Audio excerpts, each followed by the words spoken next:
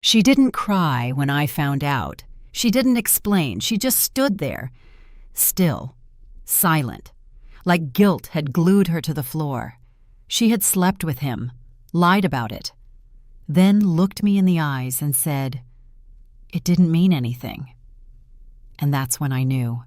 If something that meaningless could destroy everything we built, then maybe I meant nothing too.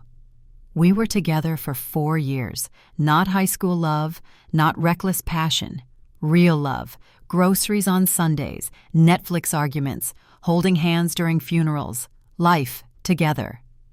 But looking back, I can't pinpoint the moment things shifted. That's the thing about betrayal. It doesn't always come like a storm. Sometimes it creeps in like fog, quiet, disguised. By the time you see it, you're already lost. She started texting late at night, said it was work, stopped kissing me when she got home, said she was tired, started dressing different, smiling more at her phone than at me, said I was imagining things. I wanted to believe her. God, I wanted to, because believing her meant I didn't have to start over, didn't have to feel like a fool. But I wasn't imagining it, and the truth always finds its way in, one way or another. I found out on a random Tuesday. She left her phone unlocked. I wasn't even trying to check, just went to set an alarm for her. And there it was, a thread of messages that hit harder than any punch I've ever taken. Last night was perfect. I can't stop thinking about you. I wish I could fall asleep in your arms again. He called her baby. She called him mine. I didn't break her phone, didn't scream, didn't wake her up. I just stared at the screen like it was written in a language I never wanted to learn. Then I stood up, got dressed, packed a bag, and walked out. No note, no confrontation, just silence. She made her choice, so I made mine. The first night I slept on my friend James's couch, told him everything. He didn't say much, just nodded and handed me a beer. Sometimes that's all you need. But that night I cried. Not because I missed her, but because I didn't recognize the man I'd become. Tired, suspicious, small. I felt humiliated, like I wasn't enough, like I was the punchline to a joke I didn't get to hear. People say betrayal turns you bitter. For me, it turned me numb. I went to work. I smiled when I had to. But I was hollow. Tried dating again months later. Nice women, kind hearts.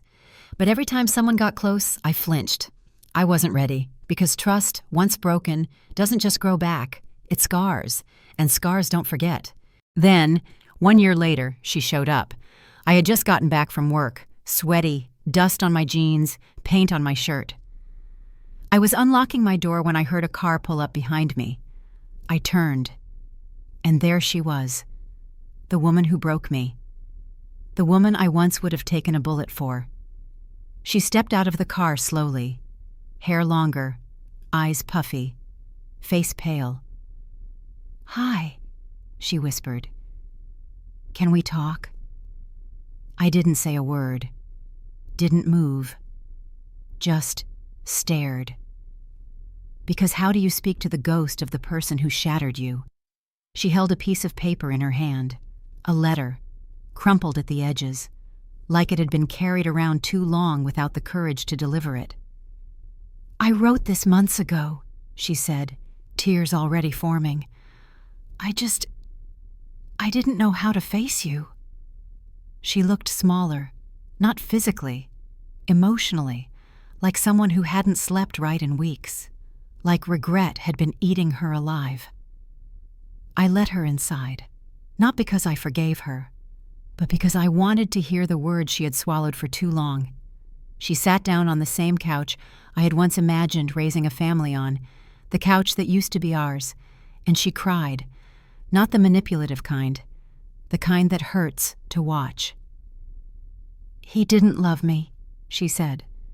"It was exciting at first, but it didn't last. And when it ended, I realized what I lost." I didn't say anything, because what do you say to that? There's no apology big enough to rebuild what betrayal burned down. "I don't expect you to take me back," she said, voice cracking. "I just needed to say, I'm sorry. I was selfish. I broke something that was real, and I regret it every single day." She looked up at me, waiting, and for a second, a very small second, I saw the woman I used to love, the woman who once fell asleep on my chest after long shifts, the woman I believed I'd grow old with. But that second passed, because I remembered. I didn't leave because I stopped loving her. I left because she did. So I stood there, looked her in the eyes, and said, "I spent a year putting myself back together, learning how to trust again, learning how to live without wondering if I was being lied to. You don't get to come back after the fire and expect the ashes to rebuild themselves." She nodded, tears streaming.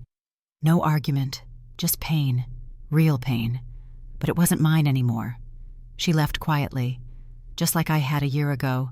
No door slammed, no promises, just silence. And when the door shut behind her, I didn't cry. I didn't smile. I just stood there, still, solid. Because for the first time in a long time, I felt something real. Peace. Utro. Grounded. Honest. I didn't take her back. Not because I didn't love her once, but because I finally loved myself more.